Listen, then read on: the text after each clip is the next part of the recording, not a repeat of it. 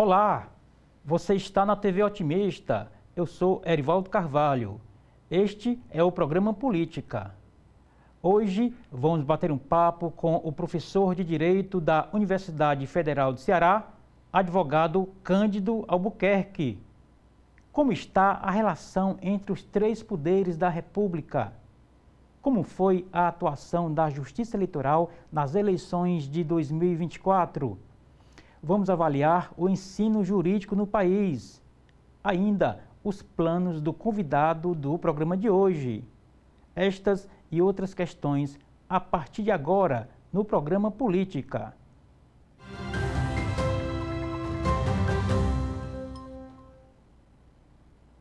José Cândido Lustosa Bittencourt de Albuquerque é advogado. O convidado é graduado, especialista, mestre e doutor em Direito. Cândido Albuquerque é ex-reitor da Universidade Federal do Ceará e ex-diretor da Faculdade de Direito da UFC, onde é professor titular. Cândido é sócio fundador e diretor-presidente do escritório homônimo. E é com Cândido Albuquerque que converso no programa de hoje. Professor Cândido, uma honra tê-lo aqui conosco. Seja muito bem-vindo aos estúdios da TV Otimista, ao programa Política. Tudo bem com o senhor? Tudo bem, Erivaldo. É um prazer muito grande estar aqui com você mais uma vez. É uma alegria sempre participar e poder debater num nível tão inteligente, num nível tão profícuo como os debates que são feitos aqui. Muito obrigado pelo privilégio de estar aqui. Muito obrigado. Professor, o senhor é um dos advogados mais experientes, eu diria, não só na sua área, mas como um todo. Foi diretor de faculdade, foi reitor da UFC, é um professor reconhecido dentro e fora dos muros da universidade, tem um histórico profissional muito relevante e sem falar na estrada, já se foram 3 décadas, né? De atuação, 4 décadas, olhando ali para a 4ª década. A gente teve um Supremo Tribunal Federal que estava com uma cadeira a menos, hoje todos os 11 ministros estão lá, 2 indicados pelo ex-presidente Bolsonaro, um agora mais recentemente pelo presidente Lula. O histórico é de muitas indicações dos últimos governos do PT, né? A composição hoje é o que tem para hoje, é o que dá de melhor para oferecer à Suprema Corte Brasileira, professor? Bom, eu vejo com muita preocupação a relação entre os poderes no Brasil. Ela sempre foi, de certa forma, entre o legislativo e o executivo. Historicamente, ela vive com uma certa promiscuidade, liberação de verbas, etc. e tal. Nós temos uma Constituição que ajuda nesse sentido de que as relações não sejam republicanas, porque a Constituição é presidencialista, mas com um olhar parlamentarista. Então, o parlamento acaba tendo um envolvimento muito grande na execução do orçamento, porque o grave é esse. É claro que o parlamento deve aprovar o orçamento, mas participar tão ativamente da execução cria uma relação um pouco republicana entre o legislativo e o executivo. Isso precisa ser corrigido no Brasil. Todo mundo reclama, todo mundo sabe, salvo os parlamentares que estão se dando bem nesse processo, todo mundo reclama porque há, de fato, desequilíbrio. E isso reflete no judiciário? Não, sobre isso não. O grande problema com relação ao judiciário é que nós chegamos num nível de tensão máxima entre o Supremo Tribunal Federal, basicamente, Supremo Tribunal Federal, e o Parlamento Brasileiro, de Congresso Nacional. O que nós temos hoje? Nós temos hoje, inclusive, um debate que às vezes é desrespeitoso. Do lado do parlamento, você encontra alguns parlamentares que criticam muito fortemente o presidente do Senado, que deveria fazer a contenção do Supremo Tribunal Federal. Que é advogado, inclusive, né? É advogado, Pacheco, foi conselheiro federal da OAB, foi conselheiro federal da OAB. Eu estive lá quando ele era conselheiro, também era. Nós somos conselheiros juntos. E há essa crítica. Do lado do Supremo, está faltando autocontenção.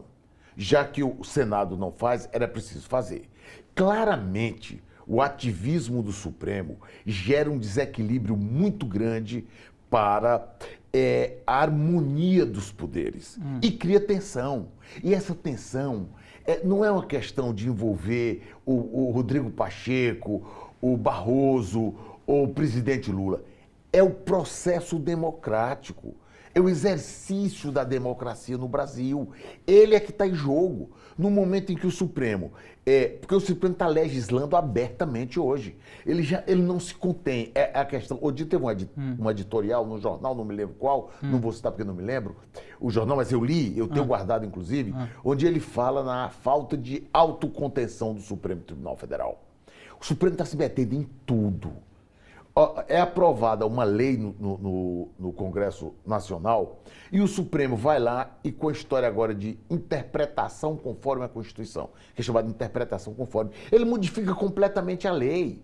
O ativismo judicial é preciso ter muito cuidado, porque em pouquíssimas oportunidades, ele é benéfico. E no caso do Brasil, houve uma quebra de liturgia.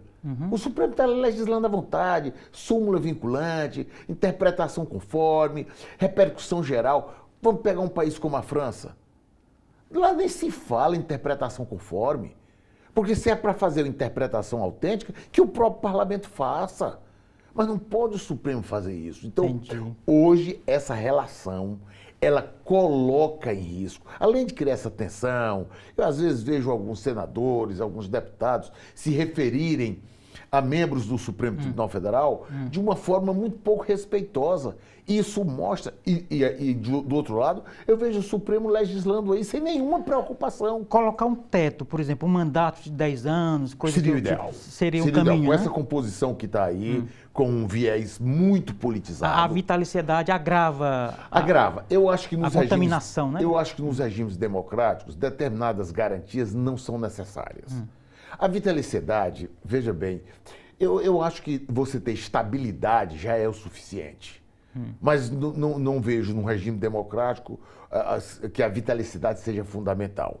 Agora, ter um mandato seria importante, porque você oxigenaria mais rapidamente. Como o Banco Central, a despeito do que pensa o presidente da República, ele faz do jeito dele. Ele cumpre lá o mandato. E né? tem um mandato e depois sai. Uma coisa fixa. As instituições são fortes quando isso ocorre. Você cumpre um mandato e sai, você é muito republicano. Veja lá, indica-se um ministro com 40 anos. Quantos anos esse ministro vai ficar lá? 35 anos. Isso não faz o menor sentido. Isso não faz o menor sentido. São o quê? Quase 3 gerações, né? 3 gerações? 2 gerações pelo menos? E aí você vê o ministro, o presidente do Supremo dizer: nós vamos reeducar, recivilizar o país. Esse não é o papel do Supremo. O Supremo tem que ter uma autocontenção. Ele tem que saber quais são as atribuições que lhe são dadas, quais são as competências, que é de interpretar a Constituição e não de reescrevê-la. Para isso, puxa tem o parlamento. Constituinte, né? Puxa um constituinte. Isso é para alterar a Constituição que o parlamento faça no processo legislativo próprio. Entendi. Isso não está acontecendo no Brasil. E a democracia, isso corrói a democracia como um todo. Porque a credibilidade das pessoas começa a diminuir nas instituições. As instituições precisam manter a liturgia para que elas sejam respeitadas, que elas sejam acatadas. Fundamentalmente o judiciário, que não é eleito, ele é legitimado pelo acerto das suas decisões, pela boa análise, boa avaliação das suas decisões. Mas o ministro não é eleito, mas é referendado por quem é eleito. Isso legalmente... Mas não cria uma legitimidade? Para legislar, não. Para ficar no judiciário, tudo bem. Entendi. Então precisa ter autocontenção. Eu estou criticando aqui o ministro que não é eleito fazer a legislação. Entendi. Isso para mim não. Ele é legitimado pelo Senado, não é pelo parlamento, né? Não é pelo povo. Não há uma indicação que ultimamente né? tem sido muito política, né? Com viés muito político, pessoas ligadíssimas a partidos políticos e tal, o que no passado não ocorria, embora ocorresse, mas não com a frequência e com o protagonismo que nós estamos vendo. Esse protagonismo é que me parece que não é legal. Então, veja bem, quando eu estou dizendo que legislar tem que ter um mandato do povo, é aí que eu acho que o ativismo judicial tem que se conter. Entendi. Tem que ser contido. Entendi. Porque não é possível que o ministro que não teve nenhum voto, ele pegue uma norma constitucional e diz, não, olha, a norma constitucional é assim, mas nós vamos dizer como é que ela vai ser interpretada. Ele pode fazer no caso concreto, mas dizer, olha, interpretação conforme mudar a Constituição como tem que ser feito, porque eles estão, na verdade, reescrevendo a Constituição. Mas, professor, embora assim, o senhor não usou a palavra, mas fica nas entrelinhas a ideia de um certo subjetivismo, né? A interpretação jurídica não é cabível nesse sentido? A interpretação se dá Você norma. tem ali grandes juristas no Supremo, na média geral são muito... E o papel deles é interpretar a Constituição. Então, de alguma e forma, não isso não... reescrevê-la. Não, porque ninguém aplica a lei. Você aplica a interpretação da lei. Certo. Mas você tem que se ater ao que está na norma. Você não pode criar uma nova norma. E hoje nós temos visto isso. Inclusive, aonde não tem legislação, o Supremo vai lá e decide, e essa decisão passa a ser a norma concreta daquele caso. Entendi. E aí o que o parlamento está fazendo? O parlamento está esperando. Hoje as coisas são levadas para o Supremo Tribunal Federal, às vezes por omissão do parlamento. Eu não estou botando a culpa só no Supremo, não. Tem aquele espaço, o Supremo ocupa. O Supremo está ocupando. É. Não há vazio de poder. Então, o que eu acho é que precisa ter uma autocontenção. Nós temos casos, eu não quero entrar em nenhum caso concreto, mas a imprensa está noticiando todo dia em que você vê claramente o Supremo Tribunal discutindo temas que seguramente não é da competência do Supremo. Entendi. A gente falou aqui de autocontenção, falou também da não vitaliciedade, ou seja, mandato de 10 anos.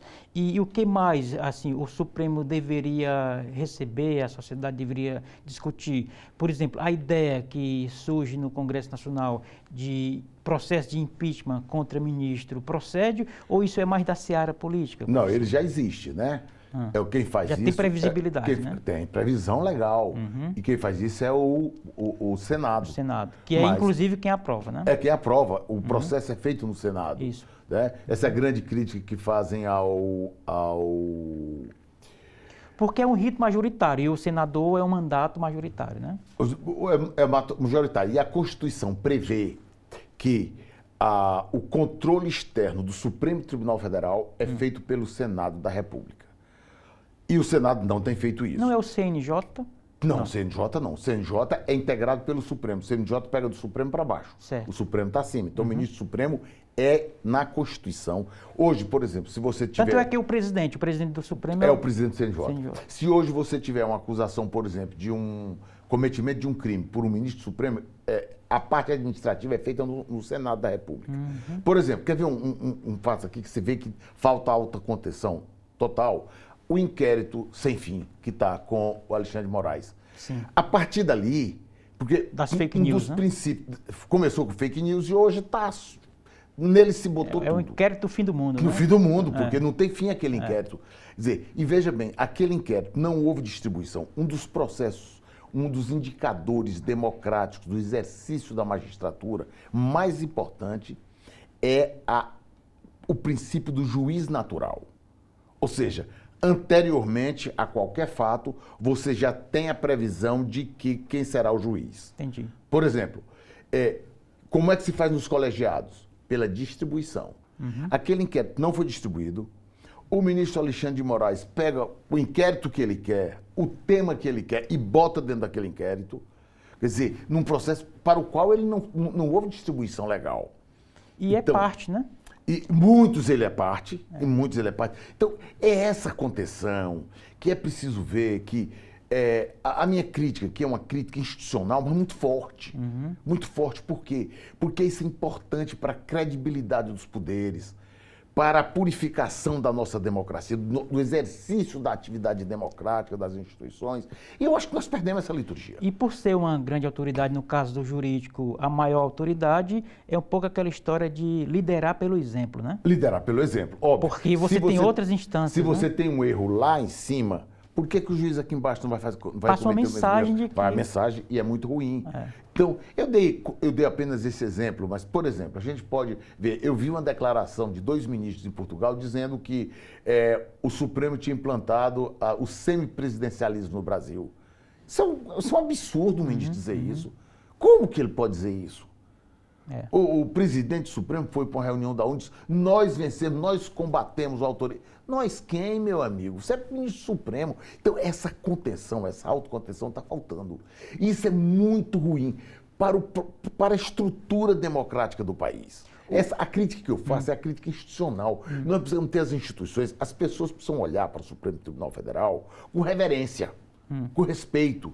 Tem que olhar para o senador com reverência, com respeito. Então, essas autoridades precisam entender que elas precisam se comportar com a liturgia própria dos cargos, porque senão não terão a legitimidade necessária, a crença. E as pessoas, quando deixam de acreditar nas instituições e nas pessoas que exercem cargos muito altos, você tem quase uma desobediência civil. Ninguém quer mais cumprir. E aí você cria uma situação de caos absoluto. Dá um certo liberou geral, assim, né? Dá um certo liberou geral. Para a gente concluir esse bloco, professor, em relação ainda ao Supremo, você acredita que isso diz respeito a uma geração, a um pensamento do país? São os tempos atuais que indicam esse Supremo que a gente tem? Como eu comecei o bloco com essa pergunta, é o reflexo da média do pensamento jurídico brasileiro, hoje, o Supremo? Eu acho que sim, porque o grande problema no Brasil hoje é que o país está dividido.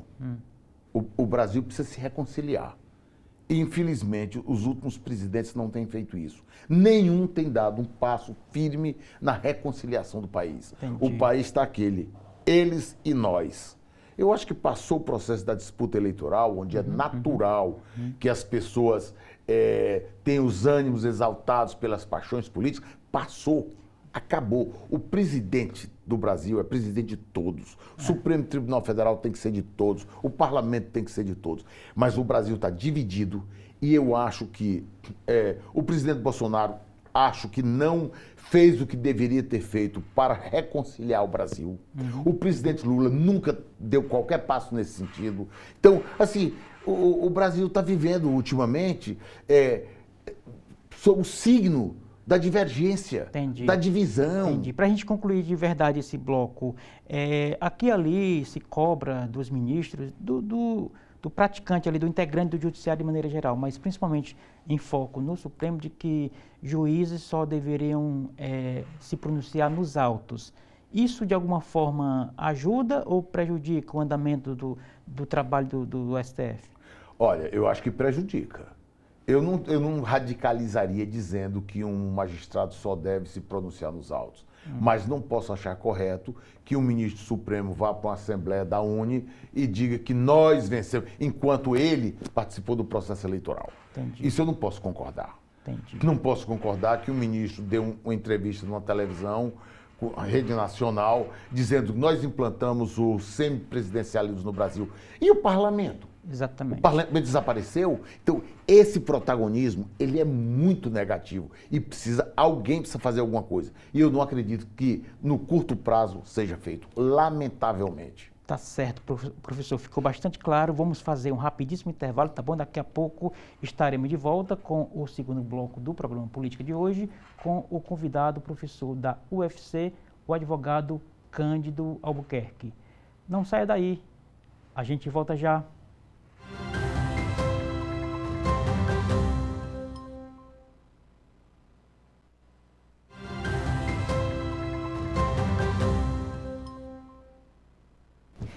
Estamos de volta para o segundo bloco do programa Política de hoje. Você está na TV Otimista, eu sou Erivaldo Carvalho e a gente recebe Cândido Albuquerque. Ele é ex-reitor da Universidade Federal do Ceará, é ex-diretor da Faculdade de Direito, também da UFC, né? É advogado, um dos mais respeitados do Estado, inclusive de projeção em nível de Brasil. O seu escritório está aí entre os mais prestigiados, né, Cândido? Temos, graças Fazer a Deus, aqui um merchanzinho do seu escritório. Nós temos Não precisa, mas... Nós temos uma atuação realmente nacional e isso é muito importante, porque nós temos um escritório full, né? Nós atuamos em todas as áreas. Full service, como se fala. Full né? service, Tá exatamente. Bom. Eu lembro que, assim, ex-reitor, ex-diretor da Faculdade de Direito, e eu sou ex-presidente da OAB. Da OAB, Eu fui presidente da OAB um mandato, eu exerci um mandato como presidente da OAB. Pronto. Então, dê uma palhinha aí. Como é que está a OAB, professor? Eu acho que a OAB... Dando aqui os descontos das paixões, né? Eu acho que a OAB ela se desfigurou nos últimos tempos. Desde que ela foi cooptada por partidos políticos, por governos e tal, eu acho que ela sofreu profundamente. Na hora que a OAB passou a ter partido, passou a ter lado ideológico, eu acho que ela perdeu o protagonismo, perdeu a importância. Hoje não se... As grandes questões não passam mais pela OAB. E parece haver uma certa processo de irrelevância. De relevância, lamentavelmente, porque a OAB é muito importante. Eu fui presidente da OAB de 1995 a 1997, há muitos anos atrás, eu era muito jovem na época, fui presidente da OAB. A OAB tinha um protagonismo muito grande. Os grandes temas passavam pela OAB. Ocorre que hoje você vê claramente determinadas chapas concorrem à OAB, à presidência da OAB, vinculadas ao governo do Estado, já com indicação. Hoje o protagonismo é para saber que a OAB indica advogados para os tribunais no 5º Constitucional, né, que é aquela parte que é destinada ao Ministério Público e à advocacia. Há uma luta hoje para que se indique os grupos querem a presidência da OAB para indicar desembargadores. Isso está completamente errado. Desfigurou. Eu vejo com muita tristeza o que está acontecendo hoje na OAB. E eu acho que é preciso que esses advogados jovens que estão começando aí compreendam a importância da OAB e que se lance um grande movimento. Eu tenho pensado muito nisso, quando passar essa eleição, de fazer um grupo de advogados jovens para que eles orientá-los, para que eles tomem a OAB, retomem a OAB. É devolver a OAB para o advogado. Entendi. Eu acho que está chegando o momento dos advogados pensarem o seguinte: ora, se hoje a discussão é quem será o próximo desembargador que será indicado pela OAB, a OAB está sendo apoiada por partido político, é dócil a determinado governo, então vamos fazer o seguinte: cria um grupo de advogados independentes. Advogados, tem muito advogado bom, culto, e está na hora dos jovens pensarem nisso. Eles precisam ser conscientizados da importância da OAB, para que eles retomem a OAB. Tem um pessoal que está aí na OAB a vida inteira, não sai, não sabe fazer outra coisa, a não ser tramar dentro da OAB para manter um poder que hoje é um poder com importância bem menor do que foi no passado. Entendi. Eu não sei, professor, se isso é uma questão menor, porque eu não milito na área, mas me parece que um dos grandes predicativos da OAB é a defesa do advogado. Então, a história da prerrogativa, quando a entidade ela se fragiliza, acaba. O perfil do advogado perante a sociedade vai junto, né? Eu espero, inclusive nessa eleição da agora, eu espero que apareça um movimento para tirar esse grupo que está aí. Eu realmente acho que o grupo que está aí, ele não tem representado a importância dos advogados. Eu acho que é preciso renovar. Está o mesmo grupo há muito tempo, é hora de renovar. Entendi. Tem que aparecer. Aí sai o marido, bota a mulher. O que é isso? Vamos acabar com isso. Vamos criar, renovar, dar oportunidade aos jovens advogados.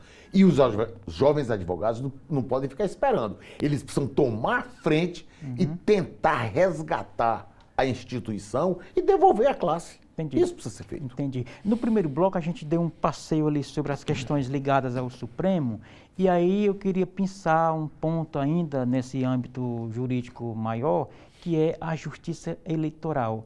Como que a gente avalia aí, passado esse programa está sendo gravado já na reta final da campanha, olhando ali para trás um pouco, como é que foi a justiça eleitoral perante as eleições de 2024, professor?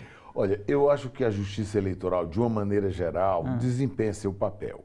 Ocorre que a justiça eleitoral, no Brasil inteiro, está tendo um protagonismo que eu acho muito negativo.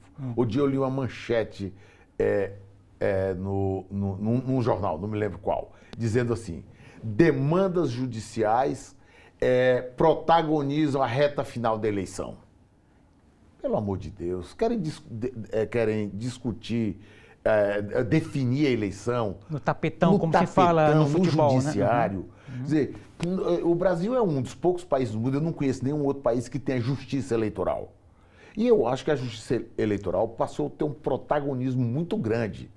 Principalmente, eu não estou discutindo o resultado da eleição de 2022. Não estou discutindo.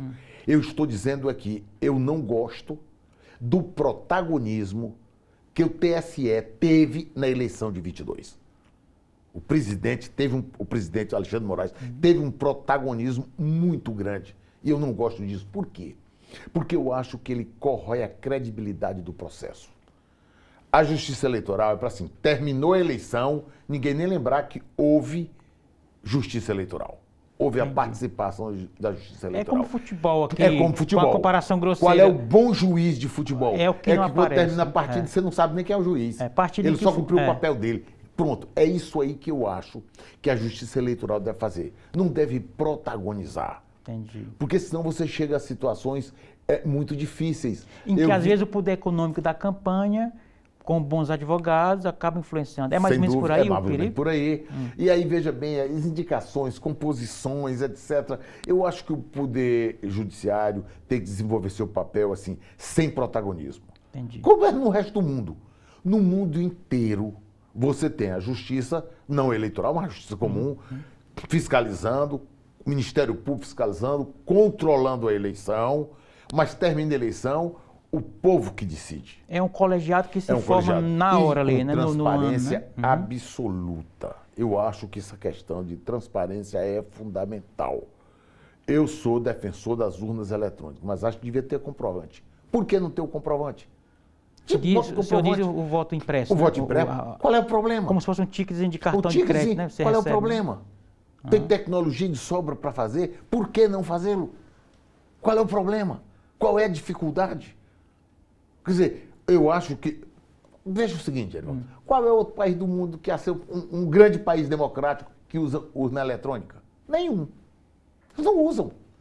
Por quê? Porque eles acham que tira a participação popular na apuração do voto, que é sempre feita abertamente. E por que a gente não pensa nisso? Vamos procurar o meio termo. Na hipótese de uma recontagem. De uma recontagem. Por que não deixa o ticketzinho do voto? Só cai ele na urna, guarda. Qualquer dúvida, reconta. Qual é o problema? É uma espécie de backup analógica, né? Eu acho que em termos de eleição, que é... Veja bem, o momento do voto é o momento em que você exerce a cidadania de forma plena. Você entrar para votar é plena. Você tem o direito de acompanhar esse processo. Veja bem, normalmente a eleição, o cidadão comum é convidado para participar, ele preside a sessão eleitoral, quer dizer, é o cidadão comum. Essa mesma participação popular deve se dar na apuração. Eu não gosto da apuração feita numa sala fechada, no cofre eletrônico que vai fazer a recontagem, sem a possibilidade da recontagem. Então, eu acho que o voto impresso é fundamental, notadamente no Brasil, diante desse clima de desconfiança que foi criado. Agora, eu acho que resgataria. A exigência do voto impresso, de alguma forma, não alimenta a teoria da conspiração contra as urnas? Não, eu acho que não. Eu acho que ninguém vai deixar de usar urna. Eu acho que não. Primeiro, eu sou contra a ideia de não se usar urna eletrônica. Eu sou a favor da urna eletrônica. Apenas acho que deve ter um processo de recontagem. Entendi. Eu acho fundamental. É só você perguntar o seguinte, as urnas eletrônicas são feitas nos Estados Unidos, por que eles não usam? Por que a França não usa? Por que a Alemanha não usa? Por que o Japão não usa? Então eu acho que no Brasil o mínimo que se podia fazer era botar o ticket simples de fazer, coisa muito simples de fazer. Mas o Brasil não é admirado por dar o resultado um dos mais rápidos do mundo? Continuaria fazendo do mesmo jeito. Continuaria fazendo do mesmo jeito. Mesmo, né? Eu apenas gostaria de, com esse processo do ticket, eu acho que nós tiraríamos qualquer crítica à urna eletrônica. Mas o ticket para o eleitor voltar para casa com ele, que aí já pode... Não precisa. Cair naquela questão da inviolabilidade do voto, Ela cai ali e fica ali onde ele está. Eu voto, o ticket fica ali, ele é lacrado, seria depositado só ali. Será visto, e o eleito, ninguém vai saber depois quem foi que votou, porque o voto está ali, não tem nome de ninguém. Então, apenas você confere o resultado eletrônico com o resultado físico, se for necessário. Entendi. É apenas isso. Eu acho que eu vi entrevistas de vários políticos já defendendo isso, tenho conversado com alguns juristas sobre isso, e isso acabaria essa discussão que se tem. Nós não devemos voltar para o papel de jeito nenhum, urna de lona. Claro que ali era muito mais fácil fazer corrupção, mas agora, para que não tenha nenhuma dúvida, por que não botar isso? A maquinazinha que é acoplada à urna e joga o voto ali dentro, ele fica sigiloso, ninguém vai saber. Como se fosse um cofre ali. É um cofre, ele fica sigiloso ali. Se houver dúvida, aí a Justiça Eleitoral faz a conferência, mas sem saber de quem é o voto. Entendi. É só você ter um backup para apuração. Eu acho que isso seria importante. Entendi. Eu acho que daria. Porque eu tenho ouvido muita gente falar assim: rapaz, eu não vou participar dessa eleição, não, e tal. É um desinteresse por isso. E nós não podemos fazer isso.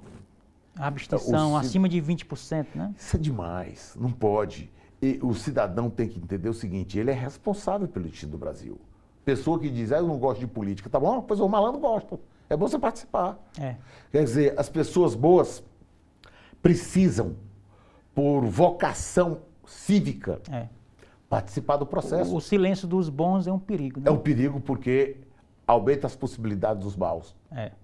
Então, todos nós temos que participar e acho que o Estado, as instituições, precisam criar todos os mecanismos necessários para aumentar a credibilidade do processo eleitoral. Eu acho que no processo eleitoral não se pode ter nenhum tipo de dúvida.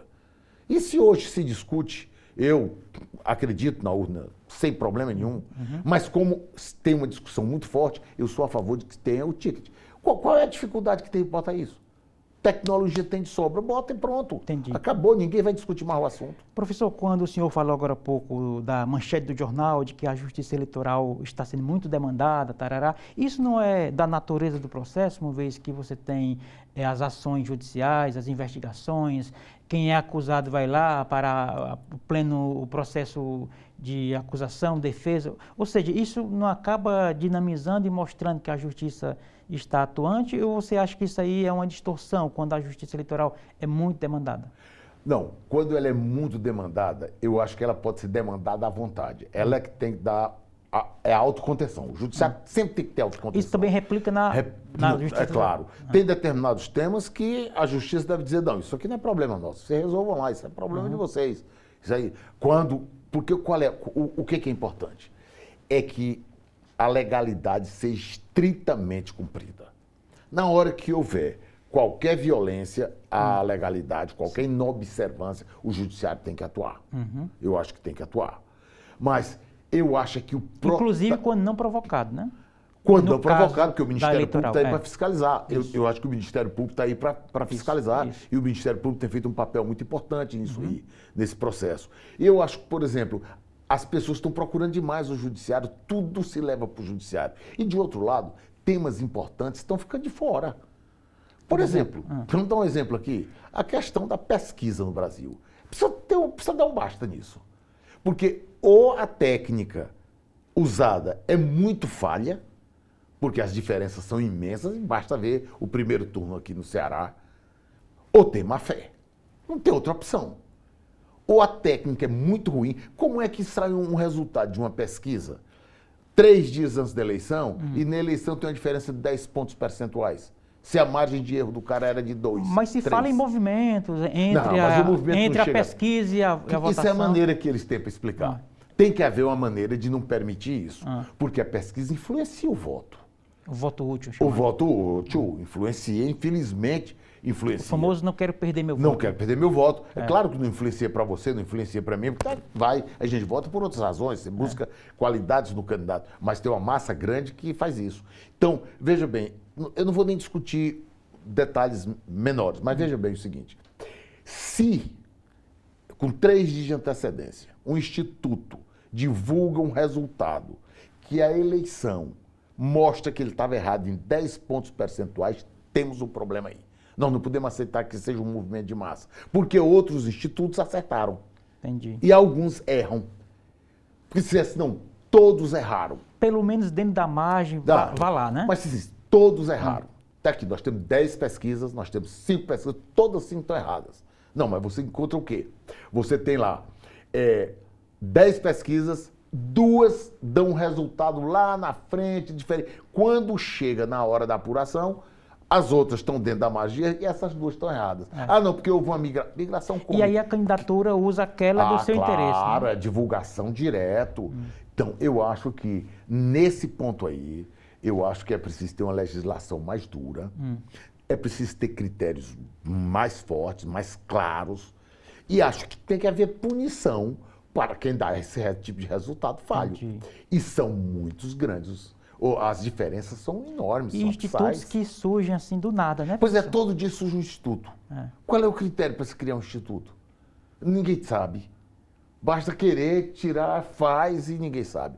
Eu acho que isso aí precisa ser repensado, né? Porque o exercício democrático, a eleição é muito importante, eu acho fundamental. Mas é preciso que se combata, por exemplo, mais fortemente, as fake news. Até tem uma legislação nova.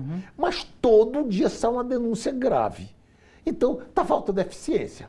É. Mas aí entra em discussão a história, quando você fala em fake news, a história da liberdade de expressão, o que é também Não, mas peraí, mas quando é né? falso, eu estou falando quando é falso, quando eu é não estou falso. dizendo. Eu sou um cara muito criterioso nisso. O que é fake news para um pode não ser para outro. Isso. Mas, por exemplo, você pegar a inteligência artificial e que eu crio uma declaração dada por você, com inteligência artificial, imitando sua voz. Isso aí não tem interpretação.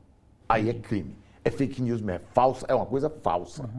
Eu É diferente de expressar a opinião. Opinião. Quer dizer, eu digo sempre o seguinte, olha, como é que você vai dizer que fulano, ao dar uma declaração, ele tá praticando ou está fazendo a fake news? Se é a opinião dele, ele tem o direito de dar aquela opinião. Entendi. Diferente é quando eu pego um dado falso, um dado que não existe e crio esse dado. Aí é diferente, Entendi. completamente diferente. Professor, ficou muito claro. Vamos fazer o nosso último intervalo. Daqui a pouco a gente volta, tá bom? Com o terceiro e último bloco do programa de hoje. Não sai daí. A gente volta já.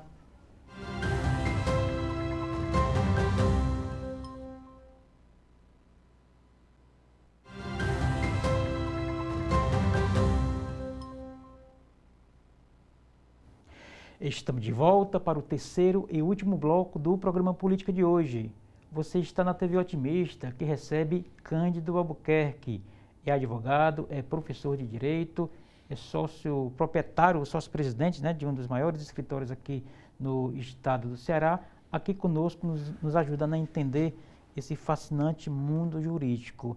E, professor, a sala de aula, como é que está? Bastante diferente, suponho eu, de quando o senhor começou a lecionar, né? Completamente, completamente, porque o mundo virtual deu ao aluno, e isso é muito bom, deu ao aluno uma quantidade de informações, uma quantidade muito grande. A informação que o aluno tem hoje, o bom aluno, aquele aluno que a maioria, por exemplo, lá na UFC, os alunos são realmente diferenciados. O aluno chega na sala de aula com informação que, se você não tiver atualizado, você vai ter problema. Certamente você vai ter problema. O professor que não tiver atualizado hoje, ele vai ter problema. Por quê? Porque o aluno tem informação muito fácil. Em todo lugar, ele está com informação na mão, está no Pode telefone. levar uma biblioteca no bolso, E hoje, né? anda com a biblioteca no bolso. Inclusive, quando eu fui reitor da UFC, nós ampliamos bastante a questão das bibliotecas virtuais. Quer dizer, o aluno que antigamente ia para a biblioteca na sua unidade de estudo... Eu paguei muita multa na federal. Pronto. Agora ele leva a biblioteca para casa. Renova de onde está e tal. De onde ele está, ele acessa o banco de dados com os livros, etc. e tal. Então, trouxe um dinamismo muito grande. Então, ficou muito mais interessante Mas quando entra a inteligência artificial, há seus efeitos, né? Há seus efeitos, mas não tem tido até agora a dificuldade que a gente imaginou lá atrás, que o aluno fosse substituir. A gente não tem visto isso. A gente tem visto o aluno usar para melhorar, etc. E o aluno está tendo uma certa consciência. Porque se ele colocar a inteligência artificial para fazer o trabalho para ele, por exemplo, hoje já tem processo que você detecta, mas se ele fizer isso, ele é a vítima. Ele é quem vai ser penalizado. Eu sempre digo isso para meus alunos, olha, cuidado, a inteligência artificial veio para lhe ajudar. Penalizado legalmente ou penalizado pelo mercado? Não, penalizado do ponto de vista intelectual. Porque ele deixa de aprender o que ele precisava aprender para usar bem a ferramenta de inteligência artificial.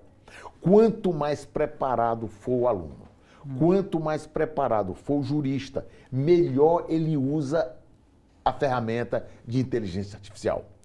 Entretanto, o aluno que quiser, por exemplo, que seus trabalhos sejam feitos pela inteligência artificial, que se acomodar, ele depois será um profissional medíocre, porque ele não vai saber usar aquela ferramenta. Então, o uso da ferramenta é fundamental. E para você usá-lo bem, para usar bem essa ferramenta, você tem que ter uma boa cultura jurídica. Porque senão você não sabe nem questionar, você não sabe nem fazer a busca. Entendi. Isso é papo de mercado jurídico ou isso está no currículo das faculdades, Cândido? Não, no currículo ainda não, mas assim, é uma consciência, nem precisa botar... Que vai chegar, talvez, né? Investigar, a gente, não, mas não há essa preocupação ainda, porque o que a gente tem procurado é conscientizar o aluno dessa necessidade. Tanto na graduação quanto na pós-graduação, você tem que conscientizar. E há eu acho que tem uma consciência muito boa de uso. Os escritórios estão usando muito bem essas ferramentas, mas você vê, quanto mais preparado é o advogado, quanto mais preparado é o juiz, o promotor, o jurista, enfim, melhor ele usa a ferramenta. Porque a ferramenta fica a serviço dele. Se ele não for preparado, ele fica a serviço da ferramenta. Entendi. Então, eu acho que essa ferramenta veio para somar. Inclusive porque ela não vai tomar o lugar de ninguém. Não veio para tomar o lugar de ninguém. Salvo daqueles que não estiverem preparados. Porque e aí é em toda profissão, né? Em toda profissão. Os medíocres são retirados do mercado. E eu acho que houve uma decantação agora. Ficou mais fácil você saber quem é quem agora. Porque na inteligência artificial, determinadas questões, você pode colocar para ver a solução da inteligência artificial e depois você pega a sua. E às vezes você soma. E você cria algo muito melhor. Mas aí, se você não tiver repertório intelectual... Morreu. Você fica refém. Refém. Fica refém. Não funciona. Não funciona. Eu criei lá na UFC, quando reitor, o primeiro centro de inteligência artificial, eu acho que do Norte e Nordeste, não lembro que tenha nenhum. Nós estivemos em Nankai, na China, e lá eu conheci... Lembro. O curso deles eles têm uma faculdade de inteligência artificial, e nós vamos ver que o grande problema é que é a capilaridade da inteligência artificial. Então, eu não podia criar só de uma unidade. Então, nós criamos uma unidade, que é um centro, né? É o professor Soares hoje que coordena, com grandes cabeças. O Soares é um cara muito bom mesmo. Ele fez um trabalho maravilhoso no tempo da Covid, ele usando inteligência artificial, e ele hoje coordena isso com um grupo bom, o Mark Dovell, lá da Faculdade de Direito, que trabalha muito bem nessa área, também é coordenador lá. Então, nós temos a preocupação de criar um núcleo que possa ter capilaridade em toda a universidade. Nós tivemos essa preocupação. Entendi. E é mantido pela atual administração, vem mantendo corretamente, e acho que estamos caminhando muito bem, porque nós não podemos ficar fora da inteligência artificial. E nem pode também implantar algo que seja uma ilha, né? Não, de forma nenhuma. Tem que ser horizontalizado. Né? Eu acho que a inteligência artificial vai ajudar as universidades a saírem dos seus campos. Seus campi, né? A universidade está saindo do quarteirão no qual ele é localizado fisicamente. Inclusive do ponto de vista da sustentabilidade. Sustentabilidade e do diálogo com a sociedade. De investimento, de patrocínio. Sim. Nos grandes países há uma parceria aqui. Absoluta. E nós ampliamos muito aqui. Tanto que eu recebi o título da FIEC, exatamente por isso, né? Eu recebi a medalha padrão deles lá, que me honrou muito, né? A concessão da medalha, que me foi concedida pela FIEC, exatamente por esse trabalho que eu fiz de diálogo entre a universidade e os setores produtivos, o governo. Inclusive a história das patentes, né? Das patentes. As patentes foram uma coisa assim fantástica, porque ela mostrou que a universidade estava precisando só de um pequeno choque de gestão. Choque de gestão, né? Veja bem, a universidade tinha uma patente em 65 anos. Em 4 anos nós botamos 46, né? Mas com processo finalizado ou só iniciado? Processo finalizado. Patente mesmo, na prateleira. Patente na prateleira. Hoje já são 64. Hoje não. Recentemente eu soube que já está em 64. E nós deixamos lá. Eu estou dizendo, deixa o caminho quando aberto, eu digo né? nós, eu recebi muitas patentes já depositadas. Não é um processo que foi da administração não é do ou do reitorado noite. do Cândido. Não. Isso vem acumulado lá do professor Martins Filho, né? Que foi o grande reitor da nossa universidade. De lá para cá, foi destravado. Foi fazendo. O que eu fiz foi destravar. A administração, os pró-reitores que trabalharam comigo, os coordenadores, eles destravaram o processo. Eu tive muita sorte, foi na escolha das pessoas que estavam do meu lado. Então, eles destravaram esse processo. E o alinhamento, né? E todo mundo olhou para o mesmo local, né? Para o mesmo local e destravou. E o diálogo com a sociedade foi muito interessante, né? FIEC, governo do estado, prefeitura, Fé Comércio, a gente fez um diálogo, nós abrimos mesmo, porque nós criamos centro de inovação e empreendedorismo, que foi um centro exatamente para receber a sociedade civil. Entendi. Principalmente em relação à universidade pública, que é bancada pela sociedade, professor, sempre há aquele ressentimento de que ela deveria estar mais próxima, né? Isso aí, de alguma forma, foi um passo nessa direção. Foi um passo forte, eu acho que está havendo continuidade, isso é muito bom. Eu acho que esse diálogo é importante, porque a universidade tem muito a devolver para a sociedade. Então, ela precisa ouvir a sociedade. Precisa ouvir mesmo a sociedade. O senhor é a favor de que um estudante com renda boa, ele pague mensalidade nas universidades públicas? Hoje, na universidade brasileira, eu tenho minhas dúvidas, porque eu acho que precisa de um processo de reestruturação da universidade para que se faça isso. Mas, teoricamente, não há por que não. Mas eu acho que implantar isso não pode ser assim só amanhã. Quem tem renda vai pagar. Não. Até porque a gente criou muito essa história da universidade pública gratuita e tal, e tal, e tal. Mas gratuita para quem? Porque a pessoa mais humilde normalmente vai para a universidade privada. E a pessoa com boa condição financeira que estuda no Bolsa Colégio vai para a pública. Nós temos que repensar isso aí. O filtro do Enem. Eu acho que nós temos que repensar, primeiro, o processo de seleção. Fazer um processo de seleção que seja mais democrático. Eu acho que o Enem ajudou muito. O vestibular eu acho que era muito restrito. E no início foi bem polêmico. Foi polêmico, mas eu acho que o Enem é muito importante. O Enem, depois com o SESU, para fazer a escolha, eu acho muito importante. Eu acho que o Enem já foi um passo. Um aprendizado. Foi um passo muito importante para democratizar o acesso à universidade.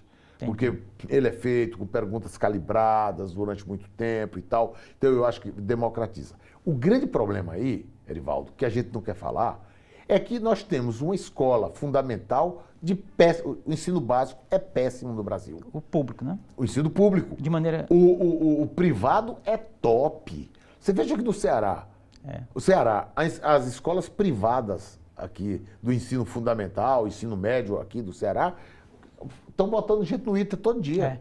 A maioria lá é ITA. Tanto é que os grandes grupos não entram no Ceará, né? Não entram porque as escolas são muito boas. Entretanto, nós precisamos fazer isso no Brasil. A maneira de você resgatar a universidade pública para o cidadão de baixa renda é você ter um ensino básico de qualidade.